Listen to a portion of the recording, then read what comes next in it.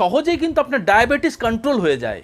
একাধিক গবেষণায় দেখা গেছে যদি আপনি দীর্ঘদিন ধরে এবং নিয়মিতভাবে সজনে পাতা খেতে পারেন তখন আপনার শরীরের যে ইমিউনিটি পাওয়ার সেটি এমন পর্যায়ে গিয়ে পৌঁছে যায় তখন বিভিন্ন প্রকারের ক্যান্সার সেলের সাথে লড়াই করতেও কিন্তু আপনার শরীর সক্ষম হয়। এছাড়া সজনে পাতার মধ্যে এক ধরনের সুগার কম্পাউন্ড থাকে যার নাম হলো নিয়াজিমিসিন।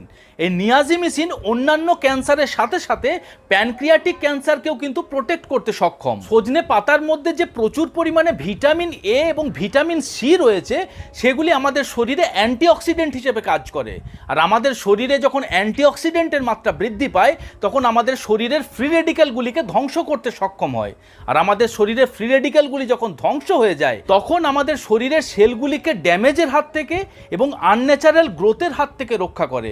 তার ফলে ক্যান্সারের ঝুঁকি কিন্তু অনেকটা কমে যায়। এছাড়া সজনে পাতার মধ্যে রয়েছে প্রচুর পরিমাণে অ্যামাইনো অ্যাসিড।